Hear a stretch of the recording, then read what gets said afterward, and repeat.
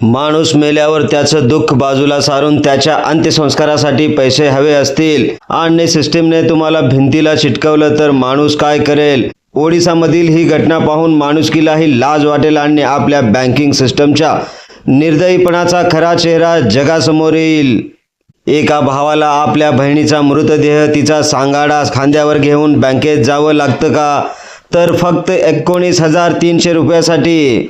आज आमचा सवाल आहे, नियम माणसासाठी आहेत की माणसं नियमांसाठी? जेव्हा एक हतबल माणूस सांगतोय की माझी बहीण मेली, तेव्हा त्याचं ऐकण्याऐवजी त्याला पुरावा मागणाऱ्या त्या सफेद कॉलरवाल्या बाबूंची संवेदनशीलता कुठे मेली होती? आज याच विषयावरची बातमी पाहूया रोकठोक फक्त NGTV मराठी न्यूज चॅनलवरती। पहा एक स्पेशल रिपोर्ट।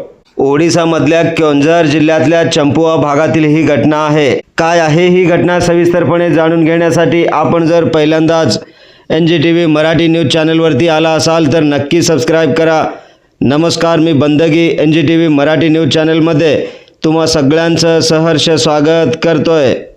ओडिसामधील केओंझर जिल्ह्यातल्या चंपुआ भागातील ही घटना आहे। अजित बेहरा नावाचा एक सामान्य माणूस, गरिबी इतकी की घरात खायला अन्न नाही, हातात पैसा नाही। त्याची बहीण सौरमती हिचा मृत्यू झाला। अंत्यसंस्कारासाठी आणि घराच्या परिस्थितीसाठी बहिणीच्या खात्यात असलेले 19,300 रुपये त्याला हवे होते। तो बँकेत गेला, हात जोडले, विनवणी केली, सांगितलं की साहेब माझी बहीण जिवंत नाही, तिचे पैसे द्या। पण बँकेमधील त्या खुर्चीत बसलेल्या साहेबांनी काय सांगावं? खातेदार जिवंत असेल तरच पैसे मिळतील, तिला स्वतःला घेऊन ये। अरे लाज वाटली पाहिजे, मेलेल्या माणसाला कसं घेऊन येणार? नियम काय सांगतो? डेथ सर्टिफिकेट आणा, पण ज्याच्याकडे 2 वेळेच्या अन्नाची भ्रांत आहे, ज्याला कागदपत्रांच्या जंजाळाची माहितीच नाही, त्यानं काय करावं? बँकेनं त्याला चक्रा मारायला लावल्या। अखेर संतापाच्या आणि हतबलतेच्या भरात या भावानं जे केलं ते पाहून आपल्या काळजाचा थरकाप उडाल्याशिवाय राहणार नाही। स्मशानात गेला, बहिणीची कबर खोदली आणि तिचा सांगाडा, तिचं हाडाचं गाठोडं खांद्यावर टाकून थेट त्याने बँक गाठली। जेव्हा हा आदिवासी भाऊ आपल्या बहिणीचं कंकाल घेऊन बँकेच्या दारात पोचतो, बँकेच्या दारात जेव्हा तो सांगाडा पोचला तेव्हा तिथल्या कर्मचाऱ्याची बोबडी वळाली। आता विचार करा, हा त्याच्या भावाचा वेडेपणा होता की सिस्टमने त्याला केलेला मानसिक छळ? बँकिंग नियम महत्त्वाचे आहेत, मान्य आहे, पण एखादा माणूस वारंवार येऊन सांगतोय तेव्हा एखादा कर्मचारी त्याच्या घरी जाऊन पडताळणी का करू शकला नाही? KYCच्या नावाखाली सर्वसामान्यांचा छळ कधी थांबणार? डेथ सर्टिफिकेट मिळवणं ही प्रक्रिया इतकी क्लिष्ट आहे की एका अडाणी माणसाला कबर खोदावी लागते। डिजिटल इंडियाच्या गप्पा आपण मारतो, पण जमिनीवरचं वास्तव हा हाडांचा सांगाडा खांद्यावर घेणाऱ्या त्या अजित बेहरासारखं आहे।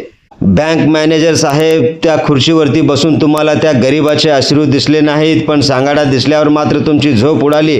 असं का झालं? नियम माणसाचं जीव वाचवण्यासाठी आणि जगवण्यासाठी असतात, त्याला मरण यातना देण्यासाठी नाहीत। हे बँकिंग क्षेत्राला कधी समजणार? ओडिसा सरकार आणि तिथलं प्रशासन आता यावर कोणती कारवाई करणार का फक्त बघ्याची भूमिका घेणार? या सिस्टममध्ये बदल कधी होणार? ही घटना केवळ एक बातमी नाही, तर हे आपल्या समाजाचं आणि प्रशासनाचं अपयश आहे। 19,300 रुपयासाठी जेव्हा मृतदेहाची विटंबना करावी लागते, यापेक्षा दुर्दैवी गोष्ट दुसरी कोणती नाही।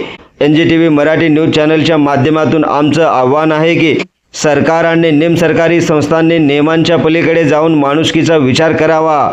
नाहीतर आज त्या भावानं कबर खोदली, उद्या हीच जनता निर्दयी सिस्टमची कबर खोदल्याशिवाय राहणार नाही। तुम्हाला काय वाटतं? सरकार यावरती कोणती कडक पावले उचलावीत ते आम्हाला कमेंट बॉक्समध्ये सांगायला विसरू नका।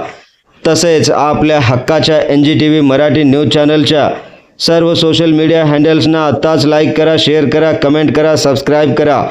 सगळ्यात महत्त्वाचं म्हणजे बेल आयकॉन बटन दाबायला विसरू नका, जेणेकरून आपल्या भागातील देश-विदेशातील सर्व ताज्या घडामोडी सगळ्यात आधी आपल्यापर्यंत पोहोचवल्या जातील।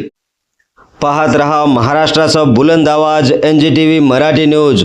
वेळ आपली, बातमी आमची। ब्युरो चीफ निजामशाह शेख सोबत बंदगी, NGTV मराठी न्यूज, सोलापूर।